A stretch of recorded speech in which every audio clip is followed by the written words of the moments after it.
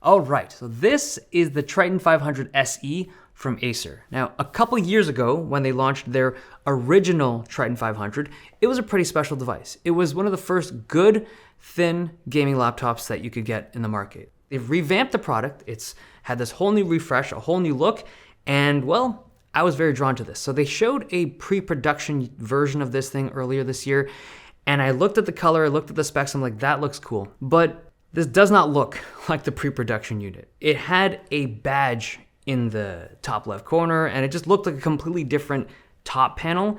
This is still a nice looking device, but if you were drawn to that original kind of aesthetic of that pre-production unit, I don't know where that is because it's not this thing. But this has this two-tone finish. There's this kind of matte finish on the top with the Predator logo up top, and then on the bottom half of it, or the bottom section, it's got this crosshatch material. It is a metal finish, but it's not, I don't like this as much as that kind of, as the photos in the marketing material. The weird thing is though, on their website, they're still showing that picture. So maybe in certain regions or something, but this is what the retail units look like. This kind of aesthetic. There's some exhausts in the back that look somewhat gamery, but overall, very nice design. All right, so let's start off on the inside here. So you pop this thing open, you're greeted with a massive reflection, but you're looking at a 16:10 aspect ratio screen with thin bezels, and I think one of the bigger complaints people had about the previous Tritons was that big chin at the bottom. It's no longer there, and it's a nice screen. It's fast, it's bright, it's color accurate, it's an awesome screen.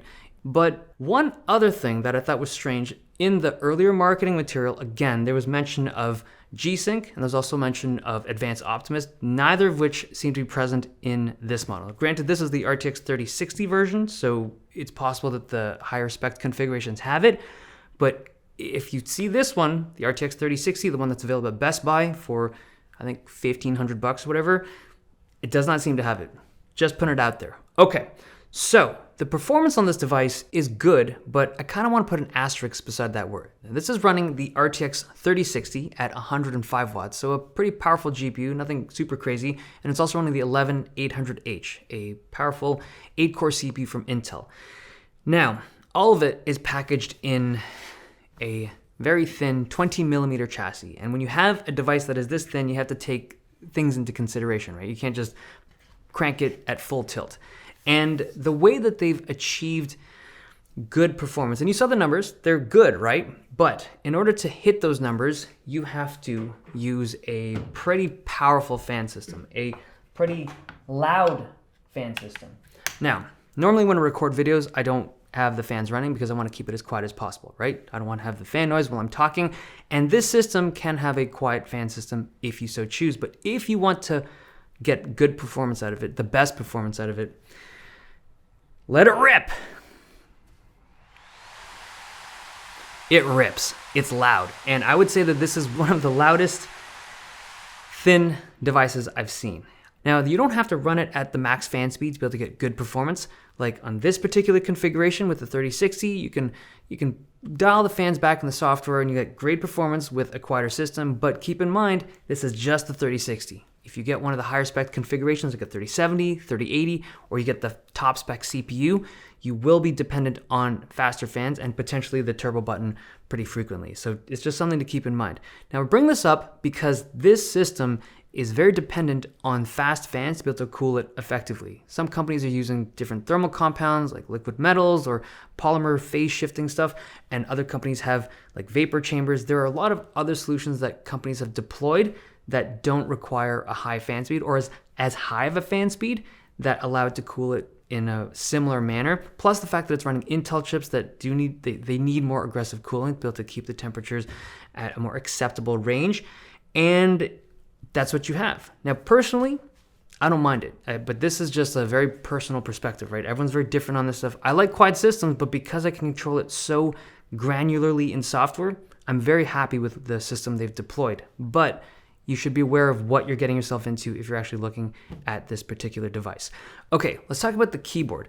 So this is a keyboard layout that I think is very similar to the original Triton 500 keyboard. I think it's a layout that most people would like.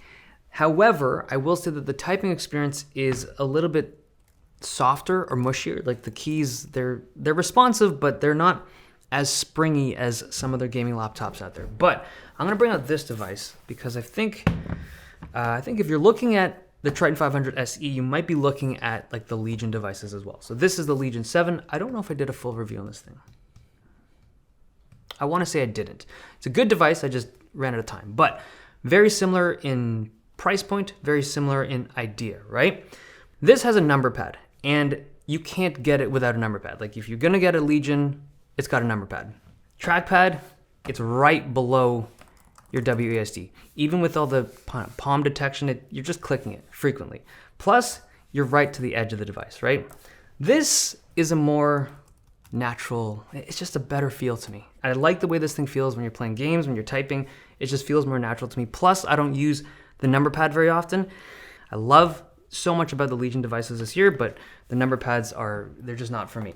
But this guy, 500 SE, no number pad, but it doesn't have the best kind of like tactility on the keys. Neither of them are perfect keyboards. But I just bring that up because it's just like, if you're interested in one, you're probably interested in the other. Okay, the trackpad, this is a very small trackpad. I don't love the size of it. There's a fingerprint sensor on the top left of it. It's functional and it does its job, but the trackpad itself is good. It's glass surface, nice click, very accurate.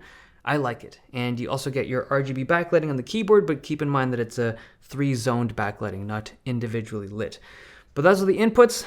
They are as I have described. Now on the sides, we have an SD card reader. It's got 2 Thunderbolt 4s, which I use to connect to drives. It's got an Ethernet port, which I use regularly. It's got the single earphone jack, which I much prefer over the double of the old one. And it's got this blue strip up here, which I personally like. It changes colors, like depending on the angle that you have it in. Like sometimes it's purple, sometimes it's green, sometimes it's blue. It's like this iridescent finish, but it's this nice little aesthetic trim that I'm into. But this is a really, like, for me personally, and it's a very personal thing, I like this device, but it was hard for me to remove my brain from what I liked about this device from what I think the average person would see in this device, which is difficult, right? I think that if you're a creative and you use like the ports and the Thunderbolt 4 stuff, then yeah, it's a really cool device. But I think if you're just like a regular gamer, there's other devices that are better than this for just straight up gaming. But yeah, insides. Haven't gone in there yet. Let's talk about that. Should I turn this off before I do it? Nah, let's just go in, dudes. Let's just go in while it's running. Probably gonna break something. Okay, so we have a big battery. I like this, 99.9 watt hours, and it's a comfortable 6.5 hours of battery life on this thing with the screen at 250 nits. If you want a thin gaming laptop that has a big battery, like the biggest size possible, there's not that many options. This is one of them. The Wi-Fi card is removable. The motherboard, however, is flipped. If you want to replace the RAM, there's 2 slots in here, but you'd have to do a pretty extensive disassembly to get into the RAM slots. And same with repasting. If you want to repaste, you'd have to pop the whole motherboard out to be able to do that. But it is serviceable. It's just not the easiest thing to do. And the speakers down here, you know how I complain about gaming laptop speakers pretty frequently? They're like, oh, they're not great. These are like the epitome of not great. They're really not great. But what do you expect? It's a gaming laptop. All right. I think that basically wraps up this device. I like it, but it's this base model configuration that I'm drawn to the most with the RTX 3060 and that $1,600 price point. It's a good overall package and it looks good, right? A nice gray with the blue. Can't go wrong with this color. Okay, hope you guys enjoyed this video. Thumbs if you liked it, subs if you loved it. I'll see you guys next time.